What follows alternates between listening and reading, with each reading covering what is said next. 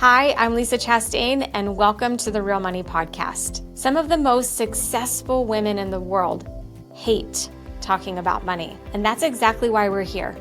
My mission is to remove fear around finances by creating a simple, effective way to manage your money and build the financial freedom you deserve.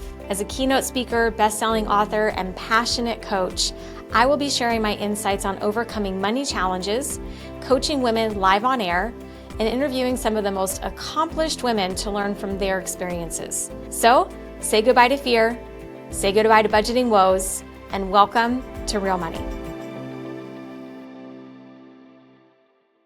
All right, so it's March 17th. I'm recording this on St. Patrick's Day. It is Women's History Month, and I have a solo episode ready to go, and I'm so excited to be here with you today. Today, we're going to talk about women's financial history, but not just with facts and figures. What I'm going to share with you today is a deep dive, and I want you to think about your own history when it comes to money, your own life when it comes to money, and how you've been able to become the woman that you are today. And then through this conversation, through this episode, I hope that you're going to have some tips on where you can start to look into your money mindset to be able to create new opportunities and new breakthroughs. Now, I don't believe in money blocks.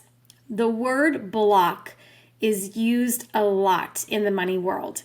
And the truth is that you are not blocked from anything, because if you're using the language blocked, that means that there's something in your way that is outside of you. Think of a tree down on a forest, on a highway in a forest. The tree's down, it's blocking you from getting on your way, but it's going to require you to pick up the tree. You may not be strong enough to pick up the tree and get help to get the tree out of the way. And when we're talking about blocks, there are things that you can do to actually have what it is that you want and without thinking that you are blocked.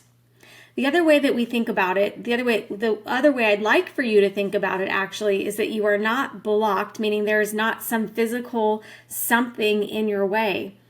It's that the pathway has never been created.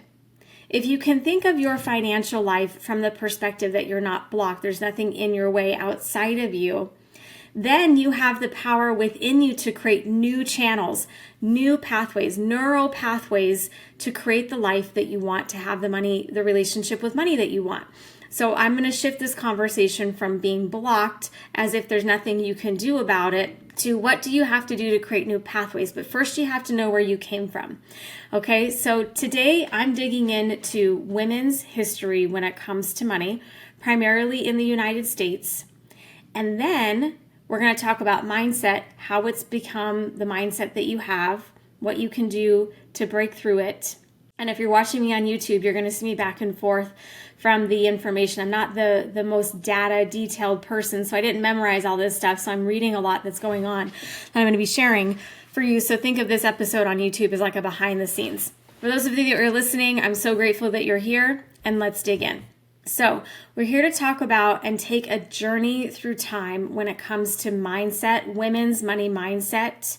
And I'm going to break down why we have certain barriers that we have when it comes for women in money, stemming back to generations. In honor of Women's History Month, we're diving into real history of women and money in America. But more than that, we're going to talk about the mindset shifts that have been required to move from financial dependence to financial power. Moving from financial dependence to financial power. That's what we're talking about here, because that's exactly the journey that women have been on in America and on the planet today. And I'm so grateful to be in the middle of this conversation right now in America. Here's the thing, as I dive in head first, my new book is coming out this summer, Stop Budgeting, Start Living. Our history shapes our beliefs. You have to know that. You have to know what our history is in order to know how your mindset was formed, in order to break through the beliefs that you have. And if we don't consciously rewire and rewrite those beliefs, we'll keep repeating the same financial patterns that have held women back for centuries. Now is the time for us to rewrite our story, piggybacking on all the work that women have been doing for centuries before us. And I hope this conversation shakes some things up for you so you can start to pinpoint where your money mindset came from, why it is the way it is, And then also globally, what we're doing as women to continue to rise financially. So let's go. Now, my conversation starts in the 1900s because the 1900s in America specifically is where things started to really take off. Before the 1900s, it was status quo. And to be honest, women were treated a lot like property. We couldn't own our own property, but this is still the case on the planet today. If we look at how women are treated in other countries around the world, we are treated like property. And it wasn't until the 1900s that things really began to shift. So if we look back in the 1900s, and let's say the start at the beginning of the 20th century, women weren't just excluded from financial systems, we were legally prevented from participating. In most states, married women couldn't own property in their own names until the early 1900s. So we couldn't own property in our own names. And even if women inherited land or wealth, her husband had legal control over it. Just like there are arranged marriages, to a certain extent, women couldn't even choose who they were going to marry before this period in time. That's so important as you start to think about your own money mindset. And I'm going to tie this together for you as we talk about what's going on with women and how we're journeying financially in the planet through the 1900s. And that wasn't that long ago. I was born in the 1900s, y'all. Some of you weren't. Okay, I digress. So think of women, the women that were in your heritage, potentially in your life even, that were alive in the early 1900s. For me, that was my great aunt and my great grandmother. I didn't know my great grandmother. I didn't know either of my great grandmothers, but I did know my great aunt Kathleen, and I knew my grandmother, who was born shortly in the same time. So my great grandmothers were alive at this time. My grandmother was born shortly around that time. I think she was born in 1920, so early 1900s. And my great grandmother, so my mom's grandmother, immigrated from the United States from Italy. She couldn't own property in Italy either. And so as I've done my own journey in understanding my own money mindset, my question has always been, was it even her choice to come to America in the first place? I'll never know that. Maybe someday I'll meet her in heaven. I don't know. But so many things happened for women that were not our choice. And that's in my history, my very recent familial history. Okay, so hold on to that and ask the question for yourself. What were the women's lives like from your generational history? Your grandmother, your great-grandmother, your great-great-grandmother. Well, I'm 45 years old today. My great-grandmother immigrated from Italy. She did not have the ability to own property or her own money at that time. And then my grandmother was born. My dad's mom was born. Same thing. My dad's mom did not have the ability to legally own property and assets. Okay? That's not too far from me. That's not too far removed from me. Women up until this point were treated like property. We could not own things. We were owned in a lot of ways. I know that that's going to be controversial in this conversation, but I think it's so important for us to really dial back and look at how far we've come as women, because we're still up against some things, some barriers, and it's barriers of mindset still, because these mindsets have journeyed through generations and decades. It takes time to transform these mindsets. Women were conditioned to believe in the early 1900s that money was not their responsibility. If we don't control our money, we don't control our lives. I believe that's true. This was the first major shift in women's lives and financial history, realizing that money isn't just about numbers, it's about power. So early 1900s, this is when my grandmother, my great-grandmother, my great aunts were alive. What was going on for the women in your life then? So now we're going to move to the 1930s and the 1940s. Women step into the workforce, but not into wealth. So in the 1930s, what's going on in America and across the planet? We've got the Great Depression. We've got World War II that forced women into the workforce into greater numbers than ever before. So we were like moved quickly into the workforce. Men went off to World War II. Women stayed at home, but also women went to work. Women went to war. Women filled factory jobs. Hello, Rosie the Riveter. For the first time, many women earned their own income. For the first time in the 1930s and the 1940s, women owned their own income. But here's the catch. When the war ended, they were expected to go back home. Now, I don't know about you, but if I get in my life, and I know so many women in my world and in these conversations, we love working, we love having our own money, we love having control and sovereignty over our own lives. Think about this.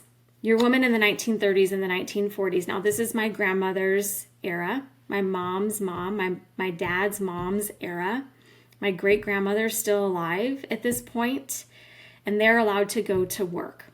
But then the war ends, and they're expected to just go back home. Their whole worlds have changed. Their whole worlds have opened up. They're getting money, and they're expected to go back home. And I would be like, hold the fuck up.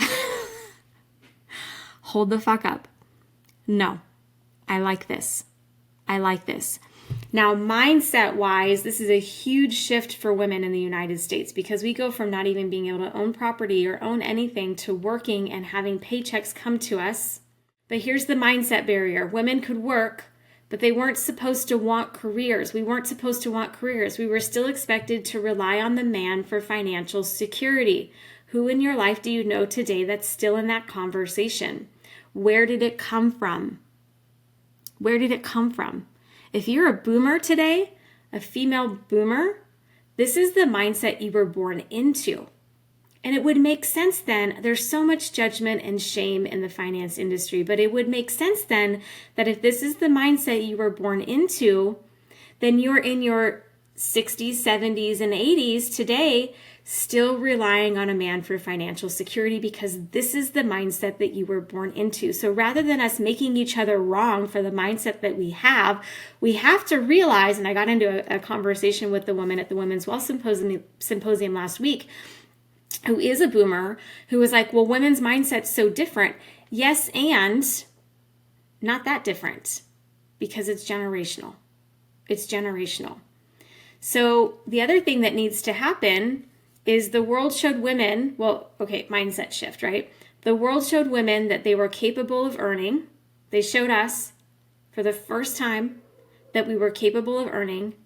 But the real shift is realizing that we were worthy of keeping and growing wealth too.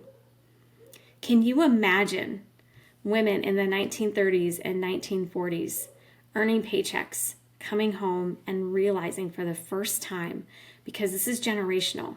These conversations have been happening and being passed down generation after generation.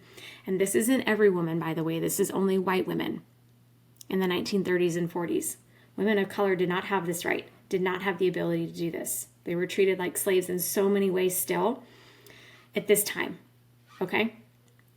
So during the 1930s and 40s, there's a concentration of wealth in the United States that has declined, with top 1% owning less than 30% by the late 1940s. So there's a lot going on in the world in the 1930s and 40s into World War II, into the Holocaust, all the things. And the concentration of wealth in the United States has declined from the top 1% of people owning the wealth to 30% of people owning the wealth. That's a big shift. Some of that is in the hands of women, but we still don't have the ability to own wealth the way that men do in the 1930s and 40s. Okay, moving on. 1950s, 1960s. Financial control was still out of reach. We were still not in control of our money. There was still a tug of war of going to work, earning money, wanting to keep the money, wanting to control the money, but we were not there yet as late as the 1950s and 60s. This is when my mom comes into the picture. So I use my family history as a place of empathy and understanding and knowing of like, this is why I was operating from certain systems that I was operating in as a young woman. My great-grandmother journeyed here, so I'm looking at my Italian history. My great-grandmother journeyed here from Italy, not being able to own property, not being able to own wealth, and not being able to work. She has my grandmother still not able to own property, still not able to own things, still not able to control the wealth, but she could go to work. Here comes my mom, still not really able to own all the things. Like there's nothing past here, and we're going to go through what happened in the 1950s and 60s for women, but still at that point, ownership was not a huge conversation. And then I'm born in the 1970s. So what happens in the 1950s and 60s? Imagine working hard, earning your own money, but being told you can't access credit, take out a loan, or buy a house without a man signing for you. My great-grandmother could not own property. My great-grandmothers could not own property. They could not take out a credit card. They didn't really exist back then, but couldn't take out loans. Couldn't work. My grandmother still really couldn't own or control her own wealth. She couldn't own property. Property ownership was exclusively to like that top 10% of people, and women exclusively. Very few women could own property back then. And then here comes my mom, where women were still seen as financial dependents, not decision makers. If a woman wanted to start a business, she needed a male co-signer for a loan. So still financially dependent in the 1950s and 60s. Even single working women struggled to find financial independence. Why? It was available, money was available to them. We already know that there's an earning gap. There's a huge earning gap in America today, still, for women and women of color, even worse. 2 to 3% of women are in the venture capital pools, 2 to 3%. So we still have these huge gaps for women. Where did they come from? My grandmother, my great-grandmother, my grandmother, and my mother, I inherited their mindset. I inherited their challenges. I inherited this history, and so did you of your family. So women are believing that it's more accessible. We're still relying on a man in the 1950s and 60s, still needing a man to co-sign for a loan. We can't do anything financially without a man. And women are still struggling to find financial independence because we're not getting paid as much as men either. Shocker, right? We don't have as much property. We haven't accumulated hardly any assets. So we're told and then on the mindset side, we're told that financial independence is risky, that managing money is complicated, and that we need a man to make big decisions. In the 1950s and 60s, that's 75 years ago. Where does that still exist today? And where did it come from? Women couldn't own without a man. It's risky. Yeah, of course it's risky because women hadn't done it before. And managing money is complicated. It's complicated. We have histories before us of women not doing it. My God, I think about the challenges that I have as a business owner and the challenges that we have as women. And women are coming together globally trying to figure this stuff out. But here's the thing, you guys. This has not been our fault. We have been programmed. I'm a trainer in neurolinguistic programming.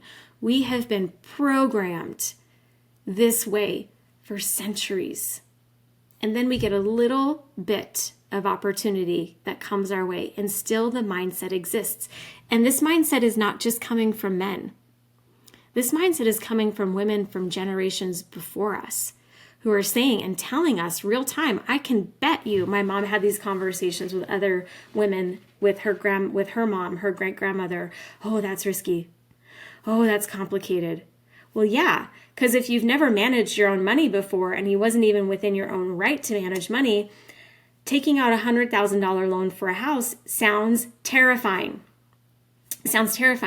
Starting a business and acquiring business capital, it's not in your DNA. Is this every woman? No, we've seen incredible women over the course of time, in particular in entertainment, work faster towards some of these freedoms.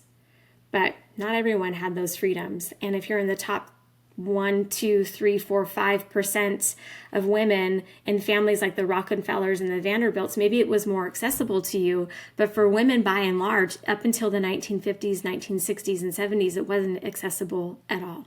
And there were still systems in place, like men having to sign on our loans, that kept us right where we were, because how many men were going to sign? How many women were truly free back then? How many women stayed in marriages that were horrible and still today do the same thing because of money? It wasn't that long ago that we were in these conversations and we had no rights. It wasn't that long ago. Now, journeying to the 1970s, the law finally starts to catch up. But here's the thing. Here's the thing with any law that's passed. The law may have changed, but the mindset stayed the same. Why is that? Because generational mindset is passed down through generations. It's passed down from grandmothers to granddaughters, from grandmothers to mothers to daughters, from husbands to sons. Mindset is passed down through generations. So the laws are passed, but just because a law is passed does not mean that people's mindset is catching up with it or changing with it. Mindset takes decades to change. So this is a game changer for women's rights in the 1970s, and I thank every woman who might be listening to this who is someone who was born during this time, alive during this time, who championed women's rights during this time. I think of the National Association of Women Business Owners who championed women during this time. Thank you, thank you, thank you for being the trailblazers in finance for us, because things really start to shake up in the 1970s. The law finally starts to catch up, and this was a game-changing era for women in financial rights. So 1974, the Equal Credit Opportunity Act was passed. Women could finally get a credit card and loan without a male cosigner. 1974. I was born in 1979. Our generation, Gen X, our moms earned the right in 1974 to sign for a credit card and a loan without a man signing for it. That's the law. That's the behavior. Do you think the mindset caught up? Do you think men were happy about that? Do you think so many women did not take that opportunity because they were afraid? What were women being told? I can only imagine being a fly on the wall. And if you're watching this or listening to this and you were around in the 1970s and present in these conversations, let us know. What did you hear? What did you see? What did you feel? Because this is an era where everything changed, but we are still working on the mindset as women to be the owners and authors of our lives financially. More women enter the workforce and stayed there in the 1970s, building careers. Now, that's my mom. That's my mom. My mom was a stay-at-home mom, though.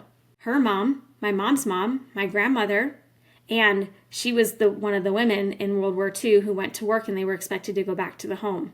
Okay? So that's not far removed from me. This is just happening as I'm being born. I can only imagine what was going on for women at that time. Like, oh my gosh, we can own a credit card. And knowing what people are saying about credit cards and debt and how women are still shamed to this day, still shamed and guilted to this day, 50 years later.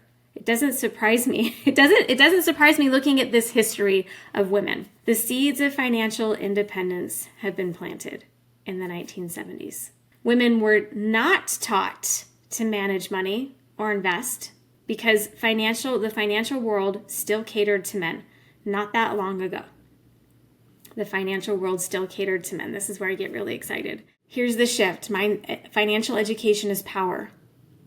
Women have more access to it than ever before in the 1970s. But if we weren't taught about money growing up, it's our responsibility to learn how. No one's learning. Women are not being taught this. It's still financially dominated by men in the 1970s, okay? This is when I come into the picture. When did you come into the picture? Tell me your story. I want to hear from you. I'm all fired up about this, you can tell. It's the 1980s and the 1990s, okay? 1980s and 1990s. I graduated high school in 1998. So in the 1980s, I'm in grade school. 1990s, I'm in junior high and high school. Where are you? What is your life like? Who's in the picture? My mom, my grandmother is still alive. My great-grandmother is not still alive. My great-aunt passed away in I don't remember the exact year, but like in the late 1980s. No, I was driving then. So 1990s was when my great-aunt passed away. My great-aunt, Aunt Kathleen, shout out to Aunt Kathleen, who I just adore and love so much. She was born to a generation of women who had no rights financially. And she was a woman who raised me. Mindset matters. I have a whole chapter, a whole section actually in my book about financial set points. And I have this episode today because I am championing women financially, and I'm also helping women break through shame and guilt and fear when it comes to money. And so much of this is connected to the generations of women that came before us. And as a majority of women, we did not have rights and conversations about money until most of us were born. Well, in my world, women in our 40s, we were barely born and being raised when all of these rights came to pass, but the women before us didn't have any of these rights. And it makes perfect sense that we're still figuring out, we're still struggling, we're still trying to figure out what it means to have financial power on this planet. And American women were leading the charge. All right, I digress. Come back. So we're starting to own our financial power in the 1980s and the 1990s. With legal rights and workforce opportunities, women began making financial moves. More women started businesses than ever before. The rise of the 401k and investing gave women a way to build personal wealth. This isn't until the 1980s and 1990s, you guys. But the wage gap still existed. Of course it did. It didn't benefit men to pay women more money. Men still own the majority of wealth. Men still own the majority of wealth today. Now, if you've listened to me long enough or you've been in my world long enough, you know this is not a men bashing channel. I am not here to bash men. I love men. It is what it is, but it is no longer up to men to make it happen for us. We have the rights. So here's the mindset in the 1980s and 1990s. I'm making the money, but I don't know what to do with it. How many of you are still saying the same thing today? How many of you were raised in households with women who said that, who had the ability to make the money, but they didn't know what to do with it? Why? Because their grandmothers, their great-grandmothers didn't know either. This is before social media. This is before the internet. How was information passed down? Through books, through teachers, through guides, through mentors, through our families. And so many women didn't know what to do with their money because it was still a man's game. Look at the stock market. Look at videos of the stock market in the 80s and 90s. There were no women, very few in the game. So I'm making money, but I don't know what to do with it. Here's the shift. Money isn't just for spending, it's for growing. Investing isn't just for men. Wealth isn't just for the elite. It's for you. And women are starting to figure this out in the 1980s and the 1990s. But if you're up against it, remember what I was saying about blocks earlier on in the conversation? You're not blocked. The path was never created. You were assuming that as if there was a path already built for us. We gotta make our own path. Now is the time to make our own path. This is what I'm saying. There are no blocks. We have to create the path. Individually, we have to create the path. There are amazing women who are leading the way in this, but that's their path. You got to create your own path. So I have worked actively. It wasn't until I made these connections, and I'm not done yet, but it wasn't until I made these connections specifically about my family history where I was able to give myself some grace. I was able to forgive myself for the results that I had or didn't have financially. And I've been able to get into new rooms, get curious, and get in some new conversations when it comes to money. But I had to appreciate and own my history as a woman, not just all women, individually as a woman. Where did you grow up? What was the money mindset in your family? It matters. It matters more than you can ever imagine, because that's the mindset that you inherited. And if you don't recognize that and own that, you can't shift it. And we're here on this channel, in my conversations, in my books, to shift it. You got to know where you came from in order to make it happen. We can't size ourselves up against other women too. It happens all the time, and I hate it. I hate seeing women tear each other down, put each other down, because everybody has a different money mindset. If you were raised in a wealthy family, your money mindset's different. For this exact reason, if you were in a wealthy family in the let's say 30s, 40s, 50s, 60s, 70s, your life did not look the same The conversations were not the same. Women, even though we have this history, collective history, our individual upbringings were not the same.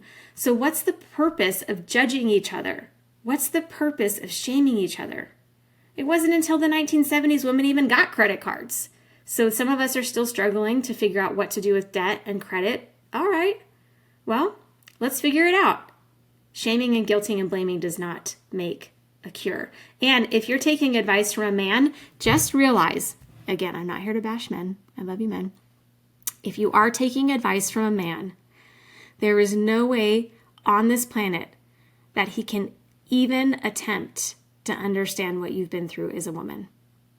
He might know the right systems, he might know the right tools, but he was raised in a very different world than a woman in America today. And men, you're watching this, and I love you. You know who you are. I stand for you, and thank you for being on this journey with us because you're dedicated, like groups like Money Insights with Christian and Rod. I just had Maurice on my podcast. They're committed to women coming up and rising up. But by and large, if you're taking advice from a man, realize that he has no idea what you've had to go through to become the woman that you are today, or what your mom had to go through, or your grandma had to go through, or your great-grandma had to go through. It's not as simple as budgeting for this reason. I'll just budget. Bullshit. As a woman, you got to forge your own path. Find women who get that so that you can own your new history as a woman. Okay, I'm not done. It's the 2000s. It's the era of financial confidence, but we're still breaking through a lot. So what was your life like in the 2000s? What women were around you in the 2000s? I was in college. In 2003, I graduated college. I got my first job making $40,000 a year, making more than probably most women in my lineage ever made. I had great benefits. Go me. And here's what's going on with women. We've come a long way by the 2000s, but there's still work to do. Women control over $10 trillion in financial assets in the United States. This is in the 2000s. Remember where we were in the 1950s? So 50 years later, women control over $10 trillion in financial assets. Sounds good, right? Sounds like a lot of money. Well, it's disproportionately owned. Why? Because families that had money went from the top 1% of people to the top 30% of people. There's still a lot of disproportionate wealth. Most of that money is controlled by women who grew up in families who had the control. So that's honest, okay? That's just the way it is. And so there's a lot more money, $10 trillion being controlled by women in financial assets. And that money mindset has yet to catch up in different parts of the United States for different parts of mindset. So not every woman had this kind of control. It was highly concentrated. It still is today. We're starting businesses at a higher rate than men. So we're starting to figure out the pathway, the independence. We're starting to figure out for ourselves that we want to have the control. Women still invest less than men and often undervalue their financial potential. Why? Because it was never bred into us, literally. So we're still undervaluing ourselves because our grandmothers, our great-grandmothers didn't have the ability to value themselves. Even though mindset-wise they might have believed in themselves, they had big dreams, they didn't have the avenues or the pathways to make it happen. Now this is as a majority of women, okay?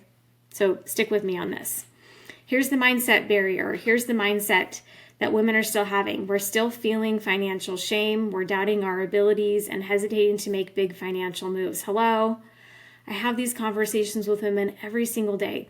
And in my world, most women that I work with did not come from families with money. Most, not all. And this is still prevalent.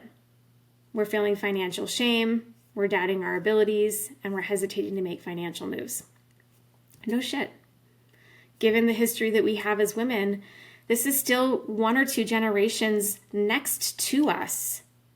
So there's still lots of mindset to shift, break through, heal, and overcome.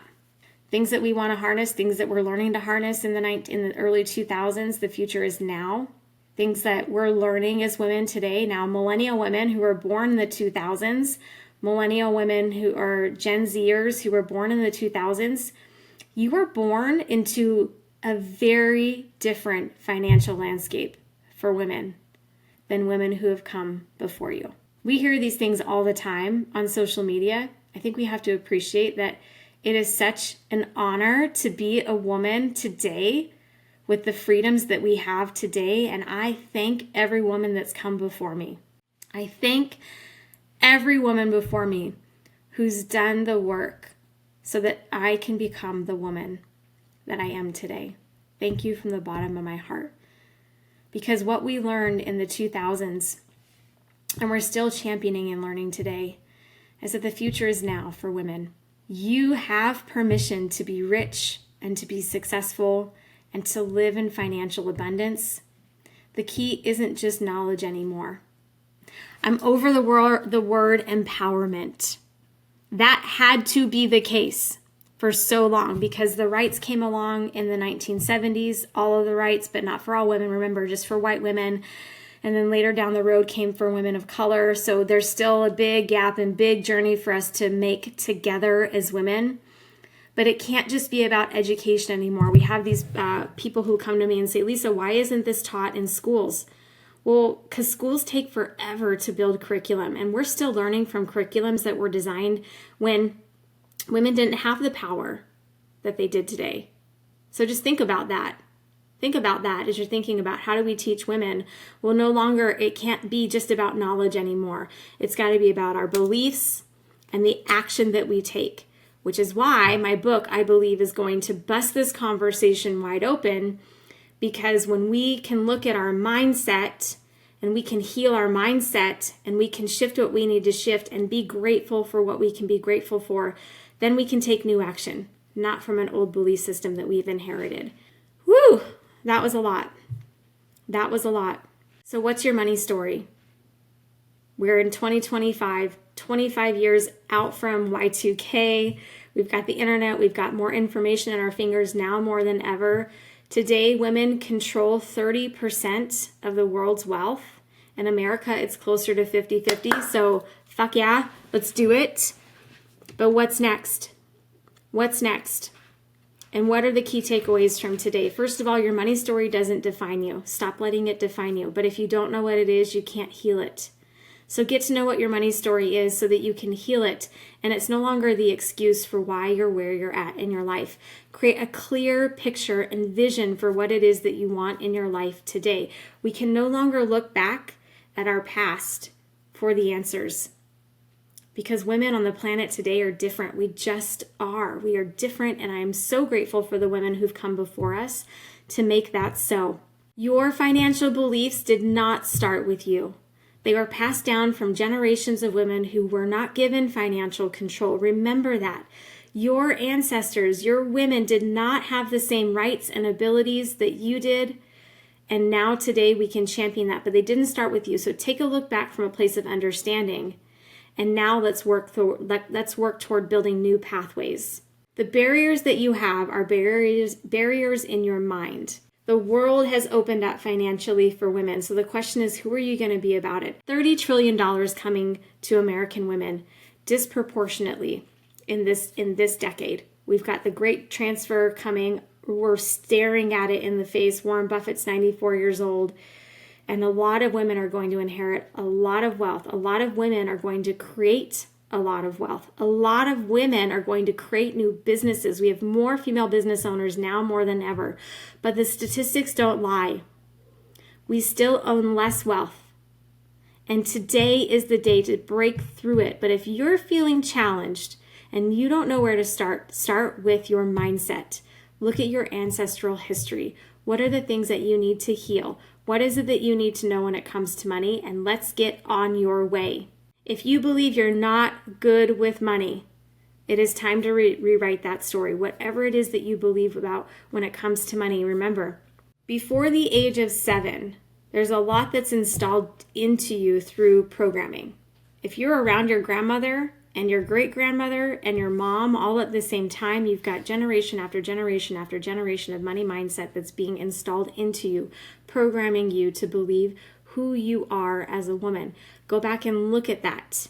Go back and look at it and heal whatever it is that you need to heal. It's time to break through anything that's stopping you from having what you want. And you don't need permission anymore. You don't need permission anymore. For me, when I stepped out to write my book, when I stepped out to become a business owner, I was still looking for permission. The women that came before me in my family did not have the same permission. And as I was looking back, I was at a fork in the road. And do I stay comfortable? Do I stay like every other woman in my family? Or do I forge a new path? There was nothing blocking me. And there's nothing blocking us anymore as women. It's time to blow the conversation wide open. I hope that you're feeling inspired by this conversation today. I'm giving you some breadcrumbs and nuggets as to where to start looking if you're feeling challenged. It's time you can, and it's time for you to overcome your relationship with money. Now more than ever, women are positioned to lead the world financially, and I want that for you. I want for you to live your best life. I want you for you to have abundance and wealth and anything it is that you say you want, and it is time. Today is the day. Let's get to work. In my world, if you're looking for some ways to get started on looking at your money mindset beyond this conversation today, first of all, share this out to another woman in your life. Tell her that you love her, you appreciate her, and that you're doing this work together with her. My book, Girl, Get Your Shit Together, does dial in and start looking at your money mindset. There's journaling prompts. You can start to connect who you've been, what your history has been as a woman, and also where you're going as a woman. So you can do that work with my first book, Girl, Get Your Shit Together. You can buy my second book, which is available for pre-order today, which is Stop Budgeting, Start Living. I take this conversation to a much deeper level. It'll be perfect for generational conversations and perfect for you to look at what's the money mindset you were born into, and what's the money mindset that you need to have so that you can have everything that it is that you want in your life. I'm Lisa Chastain. I'm so grateful that you were here today. This isn't just about history today. This is about rewiring your future, one financially empowered woman at a time. Thanks for listening to Real Money. If you enjoyed this episode and would like to help support the podcast, please subscribe and let us know what you love about the show. Your feedback is invaluable as we continue to empower women to take control of their financial lives. Until next time, keep thriving and remember, you deserve real money.